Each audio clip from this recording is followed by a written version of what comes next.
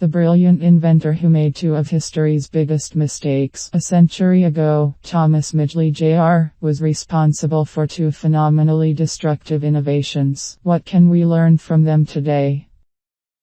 It was said that Thomas Midgley Jr. had the finest lawn in America. Golf club chairmen from across the Midwest would visit his estate on the outskirts of Columbus, Ohio, purely to admire the grounds. The Scott Seed Company eventually put an image of Midgley's lawn on its letterhead. Midgley cultivated his acres of grass with the same compulsive innovation that characterized his entire career. He installed a wind gauge on the roof that would sound an alarm in his bedroom, alerting him whenever the lawn risked being desiccated by a breeze. 50 years before the arrival of smart home devices, Midgley wired up the rotary telephone in his bedroom so that a few spins of the dial would operate the sprinklers. In the fall of 1940, at age 51, Midgley contracted polio, and the dashing, charismatic inventor soon found himself in a wheelchair, paralyzed from the waist down. At first he took on his disability with the same ingenuity that he applied to maintaining his legendary lawn, analyzing the problem and devising a novel solution to it, in this case a mechanized harness with pulleys attached to his bed, allowing him to clamber into his wheelchair each morning without assistance. At the time, the contraption seemed emblematic of everything Midgley had stood for in his career as an inventor.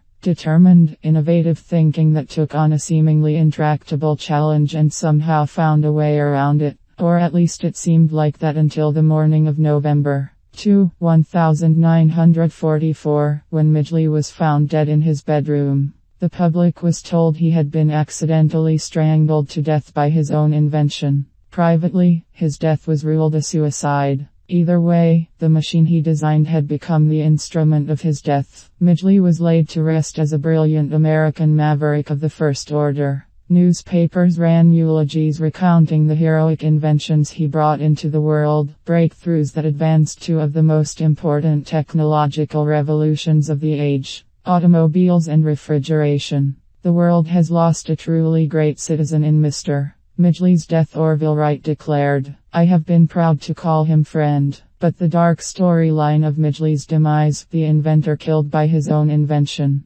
would take an even darker turn in the decades that followed. While the Times praised him as one of the nation's outstanding chemists in its obituary, today Midgley is best known for the terrible consequences of that chemistry. Thanks to the stretch of his career from 1922 to 1928, during which he managed to invent leaded gasoline and also develop the first commercial use of the chlorofluorocarbons that would create a hole in the ozone layer. Each of these innovations offered a brilliant solution to an urgent technological problem of the era, making automobiles more efficient, producing a safer refrigerant. But each turned out to have deadly secondary effects on a global scale. Indeed, there may be no other single person in history who did as much damage to human health and the planet, all with the best of intentions, as an inventor. What should we make of the disquieting career of Thomas Midgley Jr.? There are material reasons for revisiting his story now, beyond the one accidental rhyme of history. The centennial of leaded gasoline's first appearance on the market in 1923. That might seem like the distant past, but the truth is we are still living with the consequences of Midgley's innovations. This year, the United Nations released an encouraging study reporting that the ozone layer was indeed on track to fully recover from the damage caused by Midgley's chlorofluorocarbons, but not for another 40 years. The arc of Midgley's life points to a debate that has intensified in recent years, which can be boiled down to this: as we make decisions today, how much should we worry about consequences that might take decades or centuries to emerge? Will seemingly harmless GMOs, genetically modified organisms, bring about secondary effects that become visible only to future generations? Will early research into nanoscale materials ultimately allow terrorists to unleash killer nanobots in urban centers? Midgley's innovations, particularly the chlorofluorocarbons, seemed like brilliant ideas at the time, but 50 years taught us otherwise. Pondering Midgley and his legacy forces us to wrestle with the core questions at the heart of long-termism, as the debate over long-term thinking has come to be called. What is the right time horizon for anticipating potential threats? Does focusing on speculative futures distract us from the undeniable needs of the present moment? And Midgley's story poses a crucial question for a culture, like ours, dominated by market-driven invention. How do we best bring new things into the world when we recognize, by definition, that their long-term consequences are unknowable? Invention was in Midgley's blood. His father was a lifelong tinkerer who made meaningful contributions to the early design of automobile tires. In the 1860s, his maternal grandfather, James Emerson, patented a number of improvements to circular saws and other tools. As a teenager growing up in Columbus, Midgley showed early promise in deploying novel chemical compounds for practical ends, using an extract from the bark of an elm tree as a substitute for human saliva while throwing spitballs on the baseball field. A high school chemistry class inaugurated what would prove to be a lifelong obsession with the periodic table, which then was rapidly being expanded thanks to early 20th century discoveries in physics and chemistry. For most of his professional career, he carried a copy of the table in his pocket. The spatial arrangement of the elements on the page would help inspire his two most significant ideas. After graduating from Cornell in 1911 with a degree in mechanical engineering, Midgley moved to Dayton, Ohio, arguably the leading innovation hub in the country at the time. History generally remembers Dayton for the Wright brothers, who sketched out their plans for the Kitty Hawk flight there, but the original attraction that drew inventors to the city was an unlikely one. The cash register, which for the first time enabled store owners to automate the record of transactions and prevent employee theft.